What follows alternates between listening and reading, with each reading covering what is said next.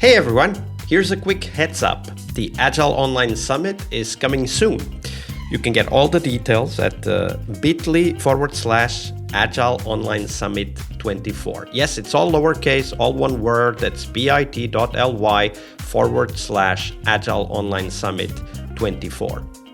Stick with us till the end of the episode to know the dates, the tracks, and some surprises we have ready for you. But for now, let's dive into today's episode. Hello, everybody. Welcome to our Wednesday, the Change Leadership episode this week with Dominika Bula. Hey, Dominika, welcome back. Hello, Vasco. Good to see you.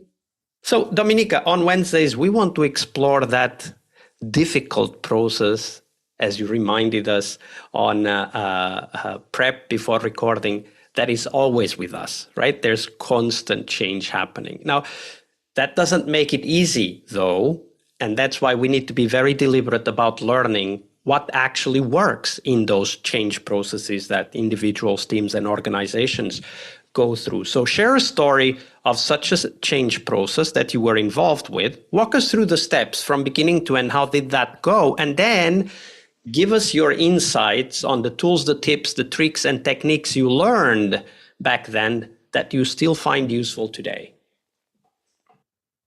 So I would start with something that is close to everyone's heart without naming specific product. So put yourself in the position working with the engineering team, and every engineering team is usually using some sort of ticketing tool, right?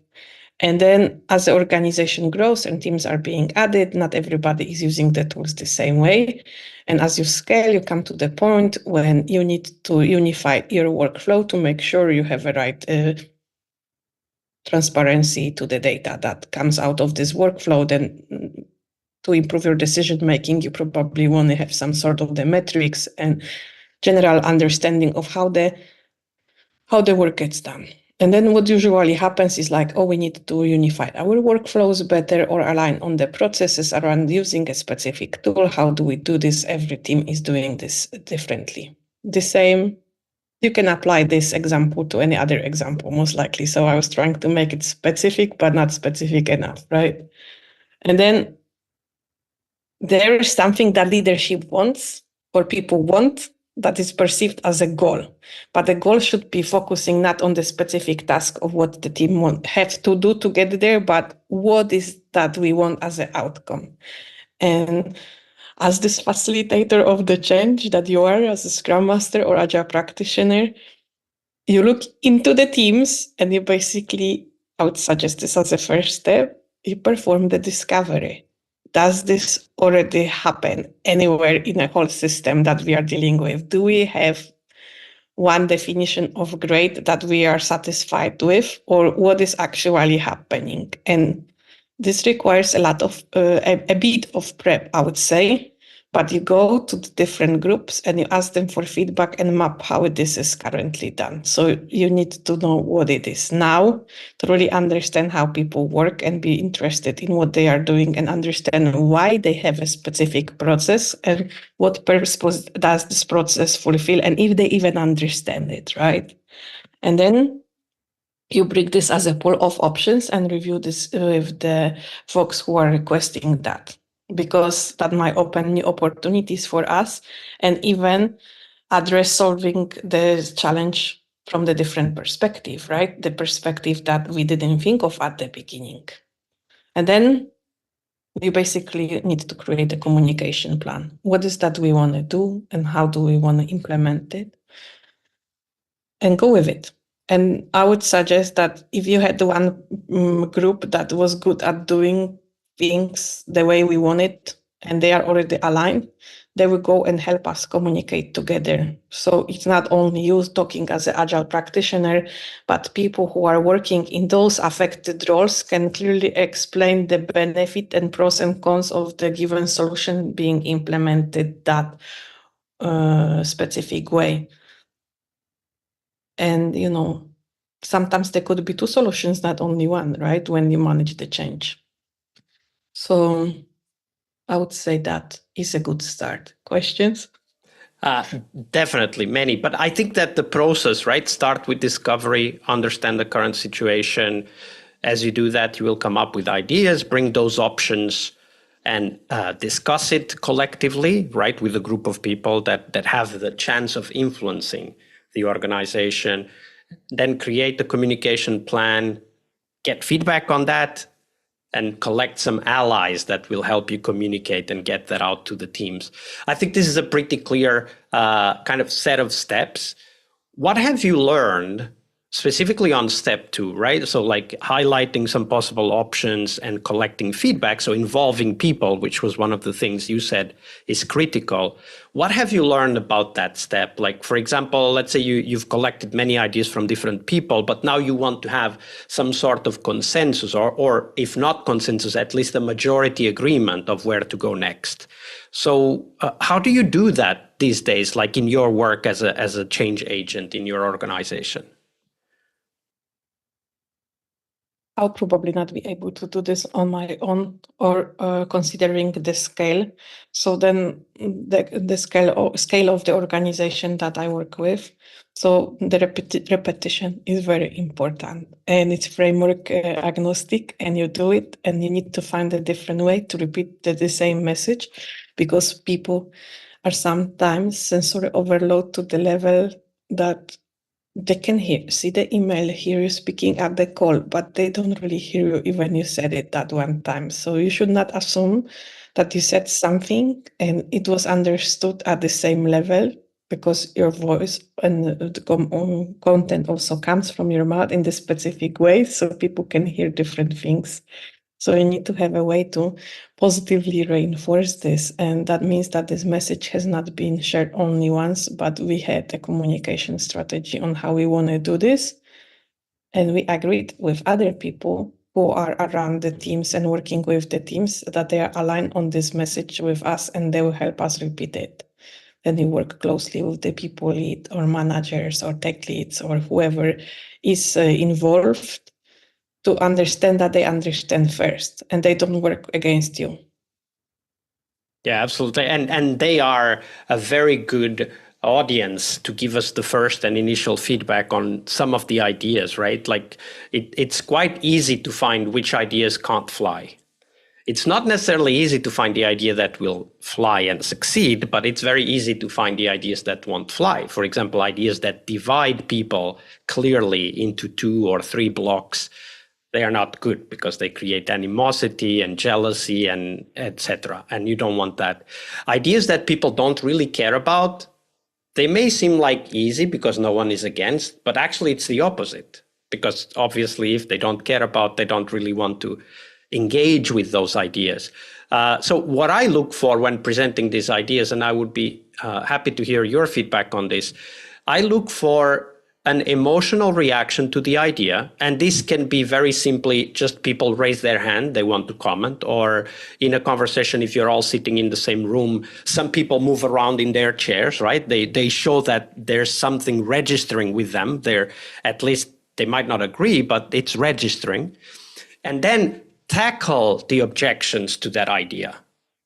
So look for emotional reaction, tackle objections. And sometimes by tackling objections, you figure out it won't work, so you let it go, obviously. But when you tackle the objections and you feel that, okay, people have been heard, the things they thought were making this idea bad have actually been discussed, and they are happy with the answers, then that's one possible route of or course of action for the change. But that's how I look at it. How do you do this process of collecting feedback and then figuring out, okay, which of the options can we really start working on? I would say it was interesting for me to hear that it's easy to learn what not to do.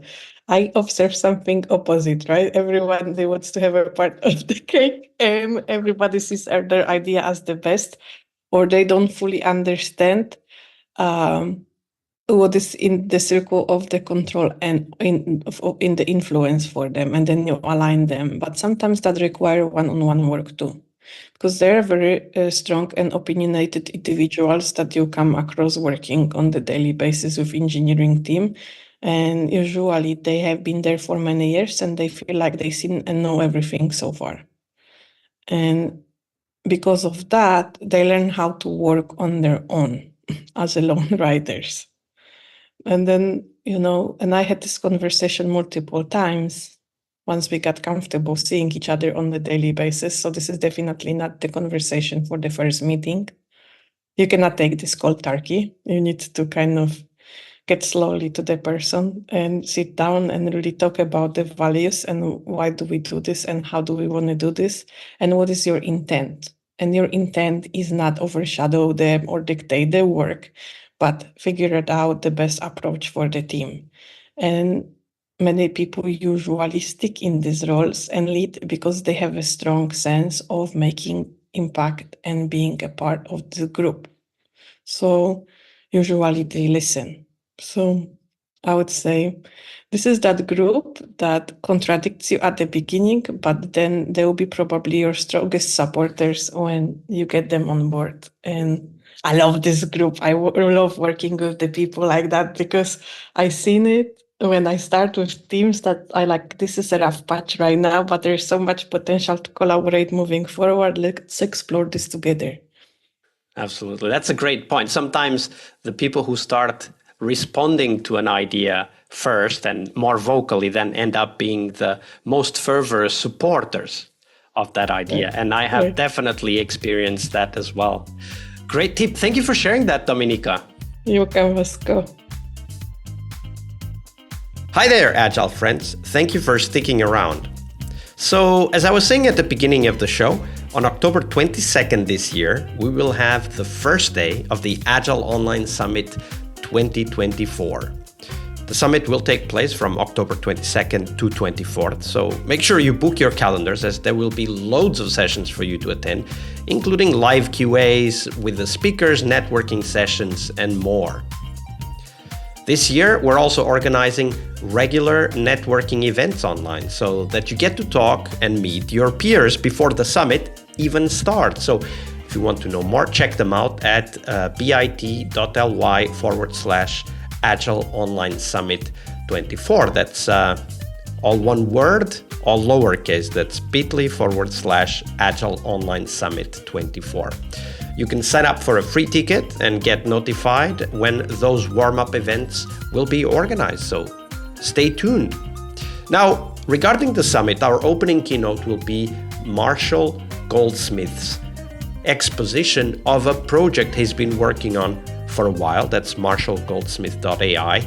And Marshall is an author and also a leadership coach who sold over 3 million books worldwide and has been considered twice #1 leadership thinker in the world by Thinker 50.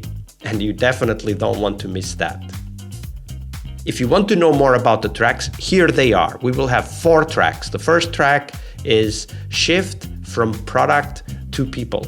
In this track, we will explore what we call the third wave of Agile adoption, exploring psychological safety, coaching techniques, and more to unlock your team's potential. In this track, you can learn to foster trust, encourage innovation, and build high-performing teams. Transform your approach and the future of Agile to be much more people-centric. The second track we have for you is value-centric product development. In this track, we will learn how to master product management and ownership by focusing on value. We will learn to identify, validate, and deliver what customers truly need, and dive into customer-centric approaches, experimentation techniques, and continuous market validation ideas. We have to accept that if Agile is to succeed, we have to become value-centric, and that's what we explore in this track. The next track is titled Agile Coaching Masterclass. We want to help take your coaching to the next level and transform team performance. Develop key Agile coaching skills, emphasizing people-centric and value-centric approaches in line with the previous tracks. And we will help you learn how to guide teams towards value focus and effectiveness. In this track, we want to help you unlock the potential of the individuals and the organizations you will be working with. After all, the future of Agile is coaching-centric. And finally, The last track, and definitely not the least, is all about the future of Agile. Explore the trends shaping Agile's evolution. The previous 3 tracks do that as well. Discover real-world success stories from innovative companies pushing the boundaries of what's possible today, and learn how practitioners are evolving Agile practices, gain insights in how to revolutionize your own approach. After all, the future of Agile is here, so let's explore it. You will also have the opportunity to network with your peers, so get your ticket and join our Slack at bit.ly/Agile Online Summit. That's all lowercase, all one word, bit.ly/Agile Online Summit 24. As always, we have free tickets and the VIP tickets, so check them out. It will all be available at bit.ly/Agile Online Summit 24. I'll see you on the conference floor.